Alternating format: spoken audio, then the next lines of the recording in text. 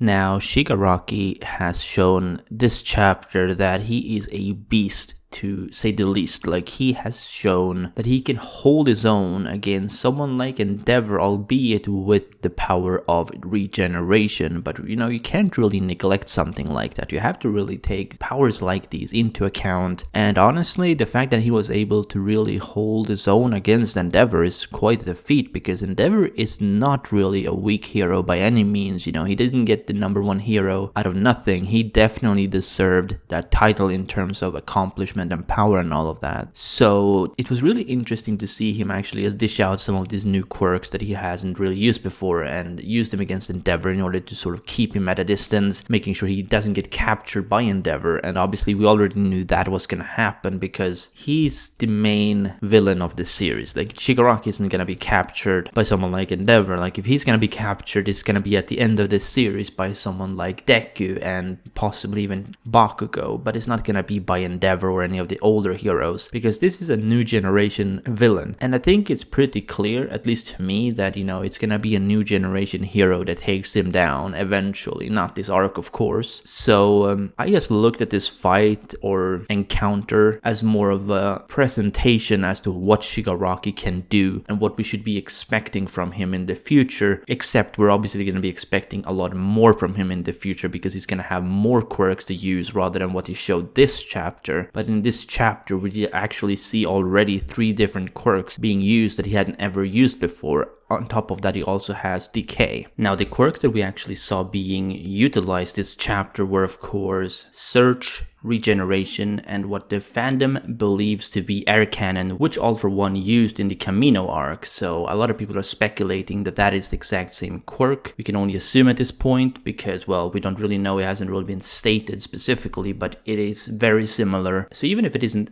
that quirk specific, I mean, it's very close. Now, what I found to be really fascinating this chapter is how he utilized Search. And I don't just mean how he used it to find One For All. I mean, he actually used it to scan the entire place. And I think what really stood out to me when it came to Search is the fact that we see like a parallel to Ragdoll in her office, of course, as she's feeling a bit underutilized because she doesn't have her quirk anymore. So I really found that to be a very interesting touch when it came to his triggering of Search, because he obviously wanted to find a One For All. And I guess that's another thing you could really kind of probably work out, is the fact that he had his desire to find something and Search triggered. Now, this is something that we've seen with Deku when he kind of triggered his Black Whip for the first time. He wanted to grasp something or pin something down, whatever, and Black Whip pretty much triggered initially, right? When we first saw it back in the joint training arc. So it's really interesting to see that these emotions or desires, whatever it is, seem to trigger them subconsciously when you don't really know you have that power. Now, one part of the chapter that I've found to be a little bit interesting but also a bit funny was how when Deku actually hears Burnin mention the phrase One For All, we see how he's actually really taken back because he doesn't really understand what is going on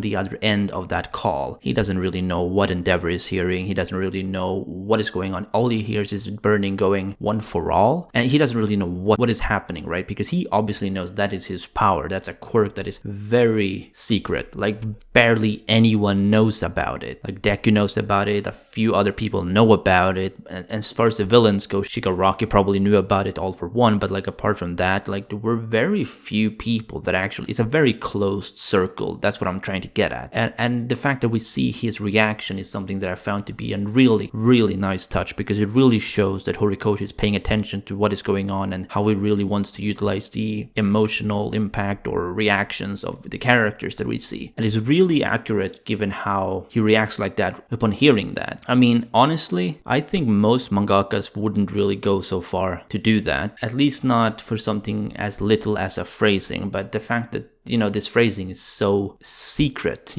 barely, as I said, barely anyone know about it. I really liked Horikoshi's decision to make that reaction happen. Now, nearing the end of the chapter, we obviously find out that Shigaraki is heading to town. He's looking for One For All. He's looking for Deku, basically. Barely anyone knows that he's going after Deku, though. Bakugo knows it. Deku knows it. That's about it. these are the only two people that actually know that Shigaraki is heading for Deku, and Bakugo and Deku takes action. They obviously get away from everyone because they need to make sure that Shigaraki isn't close to other people, because that could really cause some major casualties. And as heroes, obviously they want to avoid that. Very understandable decision. I really found it interesting how Bakugo is actually following him though, which really shows that Bakugo both cares about the legacy of One For All, obviously, because he's a huge fan of All Might. So it makes sense that he would actually want to protect that legacy, even if he doesn't have the quirk himself. But what I really found interesting, like on top of that, is how he kind of feels like Bakugo is following Deku to make sure that nothing actually happens to him. He really wants to make sure that Deku remains safe as his friend, because deep down, whoever isn't recognizing the fact that Bakugo looks to Deku as a friend, a rival and a friend, they're whack, okay? That's all I'm gonna say. They're whack in the head, bro. Because they are definitely friends, very competitive friends. Bakugo is always gonna have that foul mouth. He's always going to badmouth Deku in some shape or form. That's just his character, his personality. But I really hope that this doesn't end badly for Bakugo or Deku. I mean, we know Deku isn't going to die from this because he is the main character and it's way too soon for that. But I really hope nothing happens to Bakugo, because it really feels like a setup to something really dark. I wouldn't necessarily say a death. I don't think Bakugo is going to die here, but I do think if something bad happens, he could get seriously hurt,